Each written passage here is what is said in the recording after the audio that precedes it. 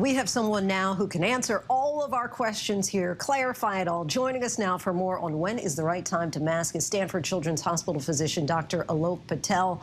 Doctor, thank you so much for joining us. So regardless of what the courts decide, this mask mandate on federal transportation was set to expire on May 3rd. Would you personally feel comfortable being on a plane at this point without a mask? Well, Lindsay, it's good to be here. And I will tell you right now, in terms of my own personal health, I am not as afraid of being on an airplane without a mask. The reason I still wear a mask is because I have a young daughter. She's going to be a year old this Thursday, which that is a good celebration, but she's not eligible to be vaccinated. If I was also immunocompromised, I would be scared to be on an airplane right now. People around me weren't wearing a mask, but I will still keep one on me. I will still be wearing one. I might be less scared in May when we have a little bit more data about what BA.2 is really going to be capable of doing. As of right now, we just don't have all the data and all the questions answered yet. All right, makes sense there. So if you're in an environment soon, say on a plane, where you have a mask on, but others do not who are around you, is it more important then for you to wear a mask with a higher levels of protection like an N95 or a KN95?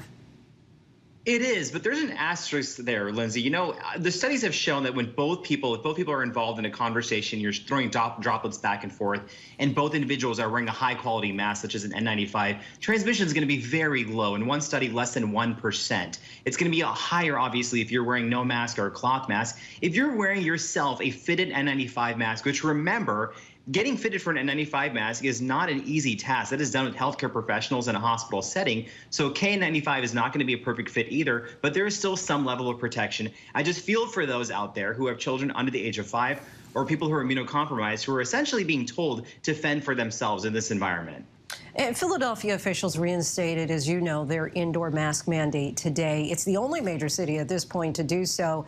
Would you say that this city is ahead of the curve, or are they being overly cautious?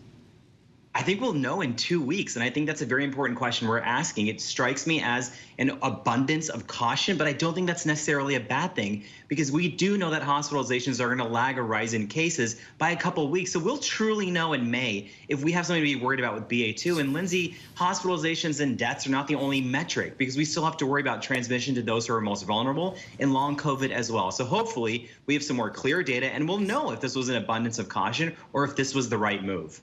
We thank you for clarifying all of this for us, Dr. Alok Patel. Appreciate your time and insight as always.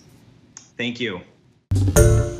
Hi, everyone. George Stephanopoulos here. Thanks for checking out the ABC News YouTube channel. If you'd like to get more videos, show highlights, and watch live event coverage, click on the right over here to subscribe to our channel. And don't forget to download the ABC News app for breaking news alerts. Thanks for watching.